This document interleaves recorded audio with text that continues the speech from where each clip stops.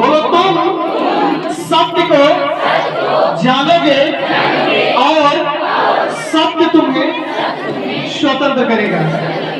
बगल वाले का हाथ पकड़िए, अपने बगल वाले पड़ोसी का ऐसे हाथ पकड़िए ना, ऐसे हाथ पकड़िए और उससे कहिए तुम सत्य को जानोगे और सत्य तुम्हें स्वतंत्र करेगा। आमीन। जय यीशु। तुम सत्य को जानोगे और सत्य तुम्हें क्या करेगा?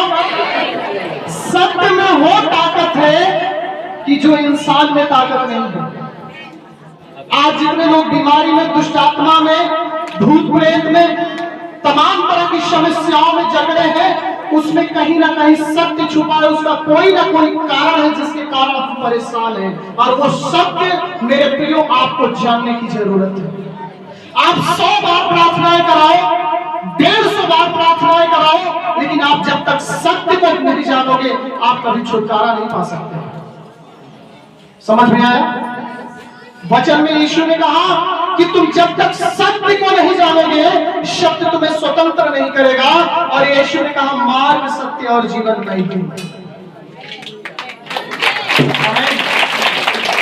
यीशु मसीह ने कहा मार्ग, सत्य और जीवन, और तुम जब सत्य को जान जाओगे तो सत्य तुम्हें स्वतंत्र करेगा और सत्य मैं ही हूं। हमें यीशु को जानना है। किसको जानना है? यीशु को जानना है, और यीशु के मकसद को जानना है कि यीशु क्या चाहता है। हालेलुया। मेरे साथ एक वचन आप लोग बोलिएगा, यूहन्ना इसी 8 का अध्याय का 7 पद मैं बोलूंगा और आप पीछे पीछे दोहराइएगा। आमीन। बोलिएगा सभी लोग। जब वे उससे पूछते ही रहे तो उसने सीधे होकर उनसे कहा तुम में जो निष्पाप हो वही पहले उसको पत्थर मारे। आमीन। गौर से सुनिएगा आप लोग, ताली मत बजाइए अभी, प्लीज साइलेंट रहिएगा। जितना आप तालियों में ध्यान देते हैं उतना आप वचन में ध्यान दीजिए। जितना आप गाना में ध्यान देते हैं उतना आप वचन में ध्यान दीजिए। जितना आप चंगाई पर फोकस करते हैं उतना आप वचन पर ध्यान दीजिए। चंगाई ऑटोमेटिक हो जाएगी। हालेलुया।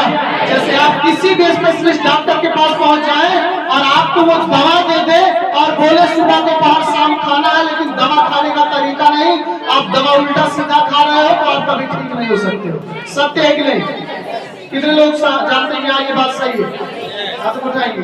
कितने भी बड़े स्पेशलिस्ट डॉक्टर के पास पहुंच जाओ और वो बोले बेटा सुबह की दवा सुबह खाना है, शाम की दवा शाम को खाना है, दोपहर की दवा दोपहर में खाना, और दोपहर वाली सुबह और सुबह वाली शाम खाओगे तो ठीक होगे? फायदा नहीं होगा और कहोगे डॉक्टर ने अच्छा इलाज। तो तुम्हें शब्द को जानना है कि कौन सी दवा कब और किस टाइम खाना है। हालेलुया। और सारे लोग 10 साल से यीशु को मानते हैं, 20 साल से यीशु को मानते हैं, 50 साल से मानते हैं, लेकिन आए दिन उनको ये वाला सिस्टम, हिलने वाला सिस्टम नहीं जा रहा। क्यों? क्योंकि वो कभी सत्य को जानने की कोशिश नहीं करते। कलेशिया आते हैं, वचन सुनते हैं, प्रार्थनाएं करवाते हैं, लेकिन सत्य की खोज में नहीं खोजते, सत्य की खोज नहीं करते हैं। और ऐसे लोग होते हैं कि आज दिन जब उनको चंगाई नहीं मिलती वो मसीह को छोड़ देते हैं। बोलते भैया हम इतने साल से यीशु में गए, हमें कोई फायदा नहीं होता। क्यों नहीं होगा? उसका कारण है, एक जगह एक औरत पकड़ी गई जो व्यभिचार करती थी। क्या करती थी? पराये मर्द के साथ वो कुकर्म करती हुई, पाप करते हुए पकड़ी गई। उस जमाने में धर्म के ठेकेदारों ने उसे पकड़कर और यीशु के सामने ले आए और कहा हे यीशु, हमारी शरीयत में, हमारी व्यवस्था में, हमारे यहाँ के कानून में ये लिखा है कि जो स्त्री पाप करते हुए पकड़ी जाए उसको पत्थरों से मार मार कर मार डालो। तू इस स्त्री के विषय में क्या कहता है? बोलो आमीन।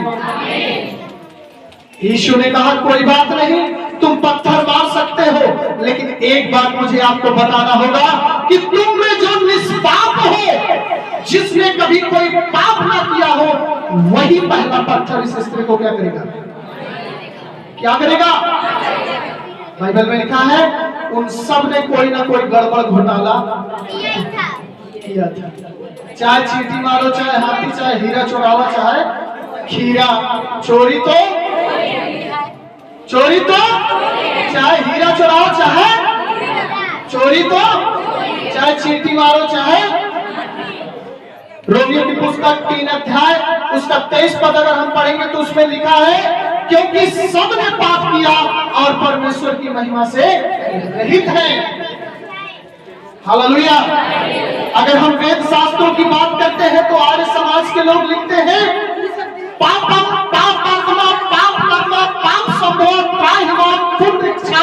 सर्व पाप।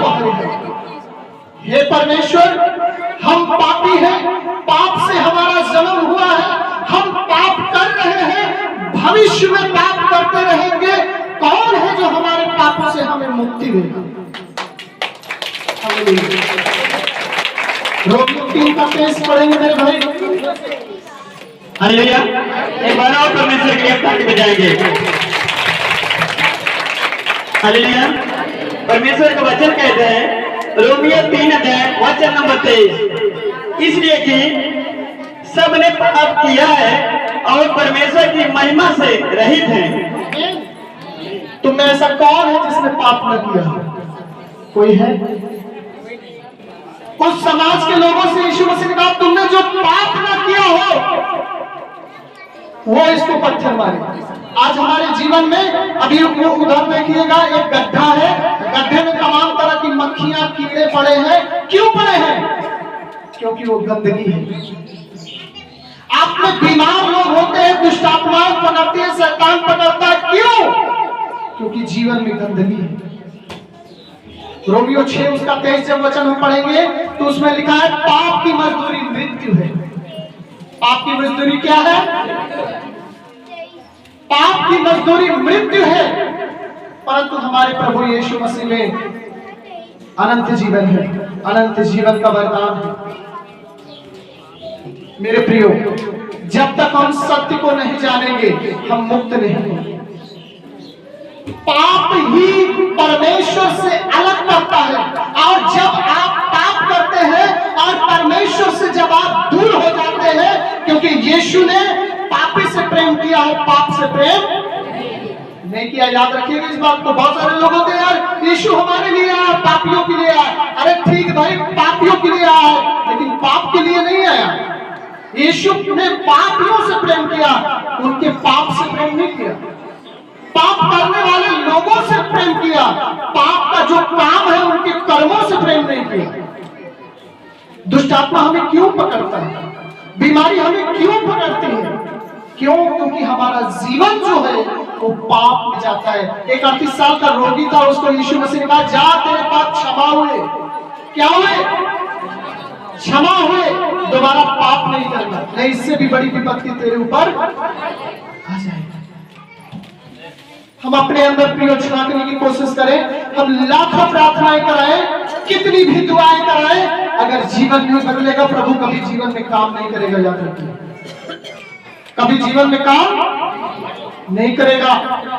पाप से मुक्ति पाने का रास्ता केवल यीशु मसीह है।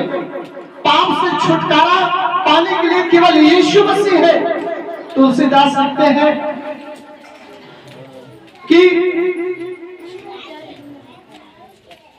कौन जग में आए के कौन भय समृद्ध, कौन जग में आए के कौन भय समृद्ध। तुलसी दास पसारो फिर पसारो हाथ, ऐसा करके कुछ लिखा है। उसका अर्थ होता है कि कौन इस जग में आया जिसने पाप पर झपट्टा नहीं मारा? कौन ऐसा हुआ जिसने धन पर झपट्टा नहीं मारा? कौन ऐसा हुआ जिसने औरत पर झपट्टा नहीं मारा? गुरु नानक साहब लिखते हैं, मैं पतित पावन तू निर्मल निरंकारी। हे परमेश्वर, मैं पापी हूं, तू पावन है, तू पवित्र है, तू निर्मल है, तू निरंकारी है। तुम सत्य को जानोगे, सत्य तुम्हें स्वतंत्र करेगा। जब तक तुम्हारा जीवन पाप में है, बीमारी भूत शैतान कभी तुम्हें छोड़ नहीं सकता। कोई पास्टर कह दे कि तुम पाप करो और मैं तुम्हें शंघाई दिलवाता रहूंगा, असंभव है। आज जितने लोग बैठे हैं, ध्यान कर जाइए, विचार करके जाइए कि मैं अपने जीवन को बदलूंगी, मैं पापों को छोड़ूंगी, मैं पाप को छोड़ूंगा। देखिए प्रभु उसकी खुद हिफाजत करेगा। आपको बार बार नहीं कहना पड़ेगा पास्टर जी मेरे ऊपर हाथ रखिए, मेरे ऊपर प्रार्थना करिए। पास्टर जी कितने लोगों के ऊपर हाथ रखेंगे, कब तक हाथ रखेंगे? इसी बात को यीशु मसीह ने एक जगह कहा, हे अविश्वासियों मैं तुम्हारी कब तक सहूंगा, कब तक तुम्हारे लिए मैं प्रार्थनाएं करता रहूंगा, कब तक तुम्हारे अंदर का कर्म नहीं जागेगा। आज बहुत सारे लोग मसीह को छोड़ देते हैं, कहते हैं हम इतने साल यीशु में गए, हमारी भलाई नहीं हुई, हमारी चंगाई नहीं हुई। अरे मेरे भाई, कभी सत्य को जानने की कोशिश नहीं किया कि यीशु की क्या इच्छा है। यीशु मसीह बीमारों को चंगा करने के लिए आया, चंगाई दी वो ठीक है, लेकिन मसीह का मेन उद्देश्य क्या था कि लोग पाप से मुक्त हो जाए। क्या हो जाए? पाप से। परमेश्वर की मेन इच्छा क्या है? पत्रस लिखते हैं कि परमेश्वर की इच्छा है कि तुम पवित्र बनो, क्योंकि मैं क्या हूं? पवित्र हूं। हम अपनी इच्छा को पास्टर के सामने, अगुओं के सामने बता देते हैं। कभी परमेश्वर की इच्छा को जानने की कोशिश करते हैं आप? बोलो यीशु मसीह की। मक्खी जो है ना, मच्छी अभी दिखाई दे रही है, जहां गंदगी होगी वहीं बैठेगी। अगर जीवन में गंदगी है तो कभी दुष्ट आत्मा आपको छोड़ने वाली नहीं। इतना लिख लीजिए। अभी आप यहाँ बैठे हो, जय यीशु हालेलुया, बाहर निकलो, बीड़ी पियो, दारू पियो, तो आपका जीवन अच्छा नहीं है। अभी यहाँ बैठे हो, जय यीशु हालेलुया, घर में गए, देवरानी खराब, जेठानी खराब, ननद खराब, भौजाई खराब, तो फिर कुछ होने वाला नहीं।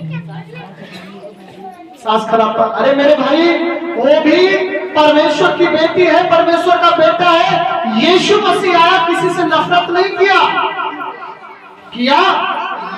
नहीं किया। वो चाहता तो कर सकता था।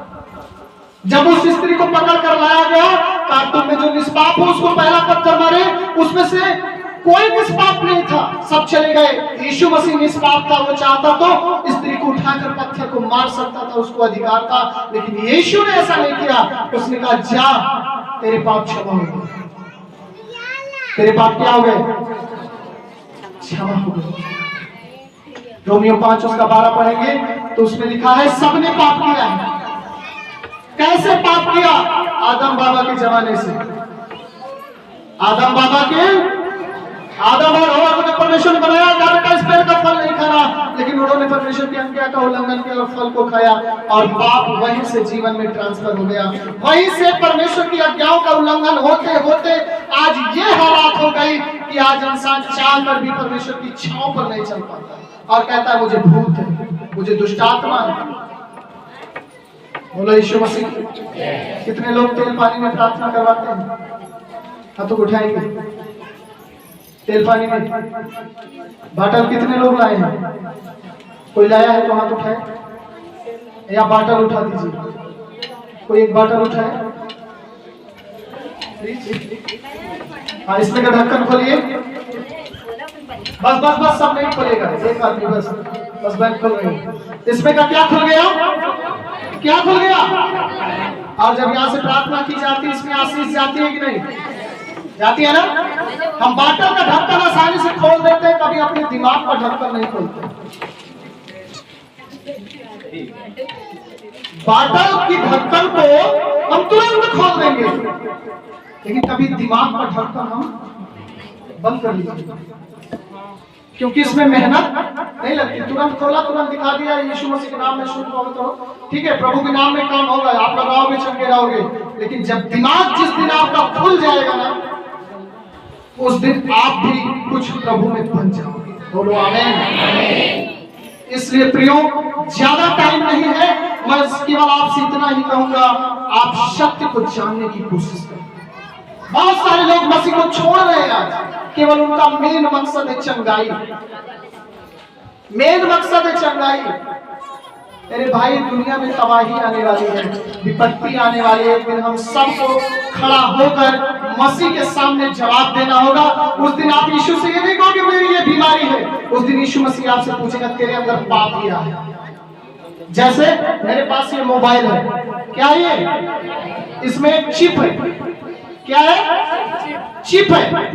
अगर कोई खराब गाना, कोई खराब पिक्चर है तो इस मोबाइल में लगा हुआ है तो मैं इसको डिलीट कर सकता हूं। अगर चिप बाहर निकल गई तो उसको डिलीट कर पाएगा कोई?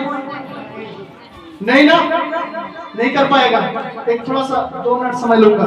एक बार एक भक्त था, उसने प्रभु यीशु से कहा, हे परमेश्वर तू गलत करता है। प्रभु ने कहा क्यों?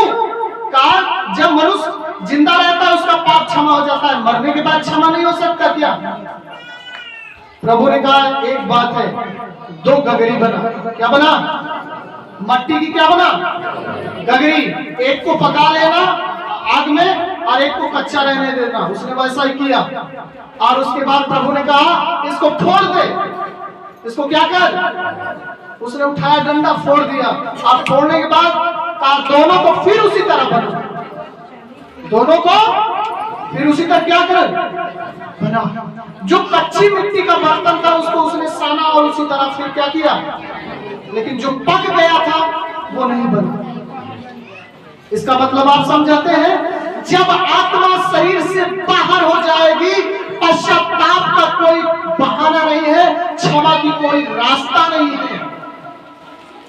तब प्रभु ये नहीं कहेगा तेरी बीमारी ठीक हुई कि नहीं, प्रभु यही कहेगा तूने मन को फिराया कि नहीं। अगर हम मत्ती 4 अध्याय उसका 17 वचन देखते तो सबसे पहले यीशु मसीह ने क्या प्रचार किया है मालूम है? कहा मन फिराओ क्योंकि स्वर्ग का राज निकट है। वचन याद है, बातें याद है, लेकिन मन को फिराने का काम पता नहीं आपने किया है भी या नहीं। मैं इतना जानता हूं अपने जीवन में, मैंने एक रिसर्च किया है, एक अनुभव किया है प्रभु कि अगर कोई सच में प्रभु में मन फिरा देगा ना तो उसको कभी दुष्ट आत्मा छू नहीं सकती। आमीन। कोई दुष्ट आत्मा नहीं छू सकती, ये गारंटी है। लेकिन जिसका मन नहीं फिरा अभी तक वो आए दिन हिलता रहेगा। आए दिन क्या करता रहेगा वो? क्यों? क्योंकि उसका मन अभी प्रभु की ओर नहीं लगा। बोलो यीशु मसीह की। टाइम ज्यादा नहीं, वैसे भी मैंने 6-7 मिनट ज्यादा ले लिया, क्षमा चाहूंगा। महिमा के लिए ताली बजाएंगे। और उसको समझ में आई है बात कि वास्तव में बिना पाप के हम प्रभु, पाप जब तक हम छोड़ेंगे नहीं तब तक हमारा परमेश्वर से मिलन नहीं हो सकता। तो आज वो सारे लोग रिसर्च करेंगे, ढूंढेंगे। कितने लोग बाइबल घर में पढ़ते हैं? हाथों को उठाएंगे जो पर डे पढ़ते हैं बाइबल। बस। और लोग, अगर आप बाइबल नहीं पढ़ते तो आप बाइबल को पढ़ना सीखिए, पर डे पढ़िए बाइबल। अगर आपके घर का व्यक्ति नहीं पढ़ा उसको आप बाइबल पढ़ाना सीखिए। बोलो यीशु मसीह की। यही वचन है, यही पाप को छुड़ाने के लिए प्रभु ने तुम्हें एक वचन दिया है, बाइबल दर्शाया है, बाइबल दिया है कि तुम उस वचन को पढ़कर अपने अंदर छिपे हुए पाप को देख सको कि हमारे अंदर का पाप क्या है। बोलो यीशु मसीह की। प्रभु का धन्यवाद हो और इन वचनों के द्वारा प्रभु आप सबको आशीष दें। जोरदार ताली। बोलो यीशु